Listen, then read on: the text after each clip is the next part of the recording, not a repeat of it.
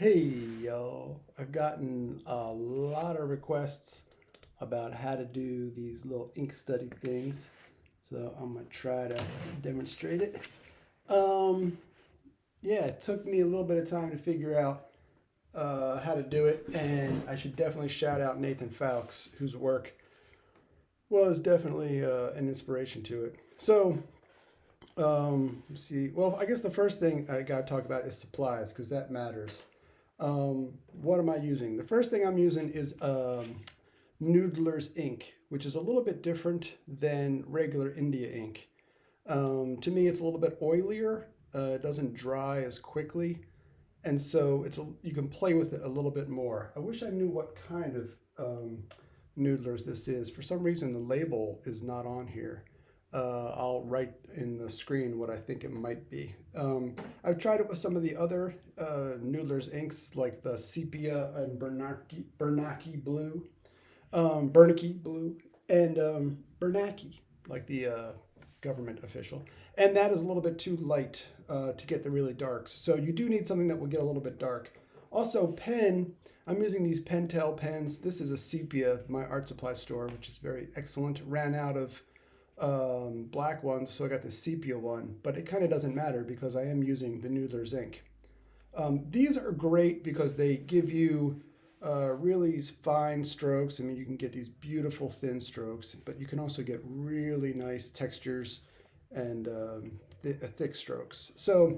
Yeah, these are definitely worth playing with, even if you don't use the colors that are already inside it. I'm also using just thick of water and a regular old brush that I use for my washes. The paper is also really important. I'm using Stillman and Byrne Beta series, these little books. I guess it's cold press technically, but it's not a very rough cold press. So I've tried this on fancy watercolor paper, and it actually works against you if it's too bumpy. So this is pretty smooth for cold press, but it's not slick.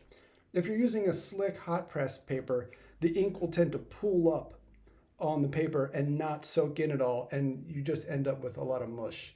You actually can get some interesting effects with hot press, so if you feel like you want to experiment with that, it might be worth it. But if you want to just master the technique, master, quote unquote, if you want to get started with the technique, it might be easier with this. So, the hard part for me with this was I thought, well, I'll get this pretty quick. It's just lights and darks, and you're just isolating the negative space by not painting on it. How hard could it be? So I started, and it was a little bit tricky. And then I realized, oh, shoot, one last thing that you definitely need is this watercolor spray bottle. I bought this like many, many years ago, and I thought it was a frivolous purchase, and it's been one of my favorite things to use. I use it with those little pans of portable watercolors, and it's definitely essential for this technique. It gives you a much finer spray than those big old garden sprayer things, and that's going to become very important. So it's highly recommended. All right, so um, I thought to myself, well, this will be easy. Just isolate the negative spaces, paint around them, and then you have a painting. But with landscapes, it's a little bit trickier than that because negative spaces are less defined. So, for instance, if you have a tree back here, all those little branches create an infinite amount of negative spaces. So, this technique is one of the ways to get to that. The other thing is that the negative spaces they have a wide variety of edges in landscapes. So, some are going to be really crisp and hard, like this one, and some are going to be really amorphous, like the background in here. So really, with this technique, you get three main edges, and I'll just demonstrate them here. When I dip my pen in the ink, this is something I learned from Chinese ink painting. It's important that you don't just douse the whole thing in there, but a quick dip of maybe like halfway up the brush is all that you need. And I'll start by painting the darkest thing on here. I guess I'll just use this. Why not? I'm not even sure I got any ink on the brush there. So usually, if you want to do this correctly, you'll put the ink in a separate receptacle so that you can see exactly how much you're loading on there. And I'll start to load it on. So if your brush is too full with ink, you'll get these kind of boring, thick blacks that are unmodulated. But even with these brushes, you can sort of, by going on the side, get these interesting textures. See, so lots of fun to be had with that. And in this stage of drawing, I'm laying these colors down, trying to definitely pick out my crisp edges. And there's some areas that are black now that will not be black when I finish, but all the areas that will be black, I'm painting. All right, so as you can see, it doesn't take long before you get some sort of an image. So I've isolated the most important area that I want to keep white, which is this little hillside. Got these trees in here. So now I take my spray bottle. And when I first started to do this, oh shoot. One thing that I forgot to do was tape this off. So I will pause. All right, moving right along here because oh shoot. I don't want this to dry too much. Hope you all saw that before. This is a mess. I take this and I start to spray, and this it's going to ultimately give me two kinds of edges. One is a sort of mushy midtone, and the other is a chaotic lights and darks. So when I first spray, you'll see I get a lot of those, what I call the chaos edge. It's almost like a Photoshop brush tool. But then what if I take my brush with just has water on it, I can now make those mushy midtones. So if there's something off in the distance, and if you squint and look at it, it just reads as a vague gray. I can add those in here. You'll notice that the ink does a really good job of, like, I have this crisp edge here and this midtone right up there. I can get and these chaos edges right up here. And it's not all bleeding into one another like it might with watercolor, because the ink just kind of stays. It's hard to describe. So you can play with it quite a bit. And, and remember, I had to add the tape afterwards. So I'm playing with this, a good 2 minutes after I first laid it down. I can even just get some regular ink that's left on my brush from doing these and lay in some shadows if I wanted to. So you can play with it like you can with watercolor and not with normal ink, but at the same time, it will fix with these really interesting textures that will remain. And those three edges are really what you're playing with. The midtone, the blur edge, the chaos edge, and the crisp edge of when you laid it down for the first time.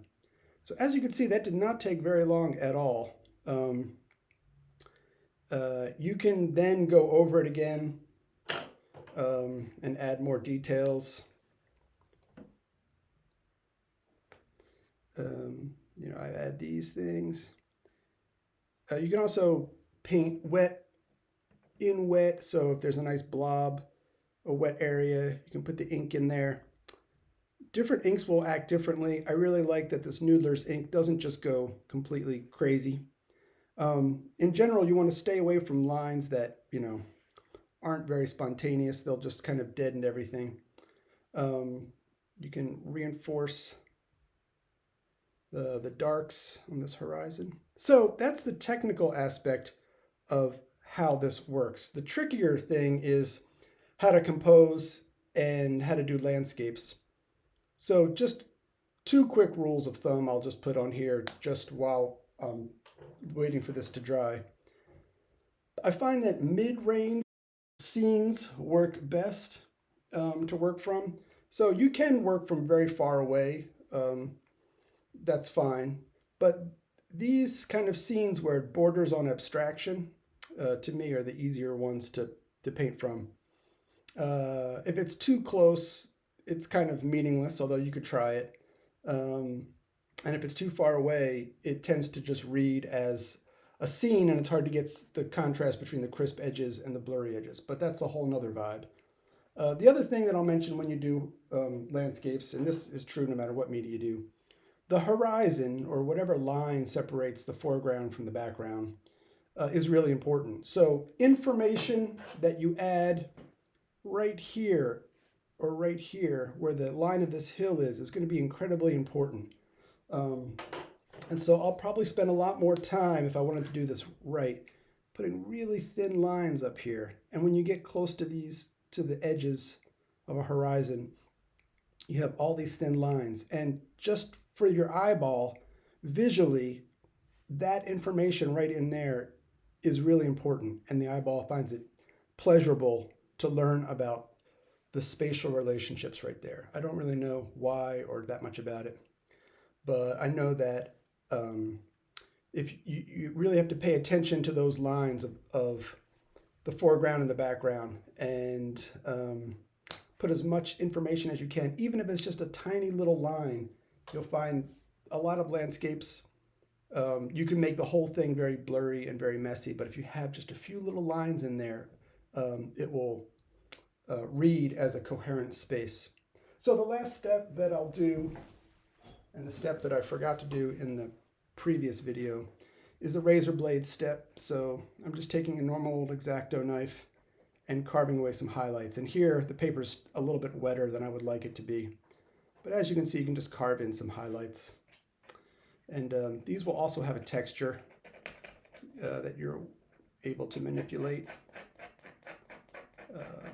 So we'll get some of this snow climbing up this tree, wind blown or something. I'm just sort of making this up, but give you the idea. I wouldn't take this too far. After a while, it looks hacky, but a few highlights here and there can be really useful to making a scene. So I keep crawling down the page. At this point, it's probably dry enough to take the tape off.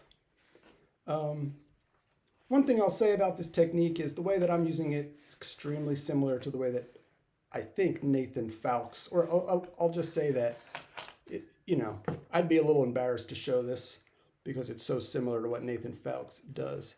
But this technique doesn't need to be limited to what he does. I mean, it's a fun technique, and me and my friend argue about whether or not it's gimmicky or kind of hacky. That's neither here nor there. It's a fun technique. It will sharpen your eye.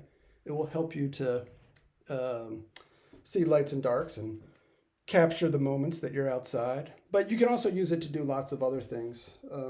I think Barry Moser uses similar techniques in his ink drawings to capture people and imaginative drawings. You can use it to do just about anything. These kind of chaotic lines here are, not always so easy to incorporate in forms that are extremely volumetric, like faces or bodies, but they can be used expressively in various things. So the one thing that I didn't show you is this artist tape that I use. I've also used painter's tape, the blue tape. I think the artist tape is a little bit better than the blue tape. The blue tape will rip a little bit of my paper if I put it on too tightly. So this is the final result. If you have any questions, let me know.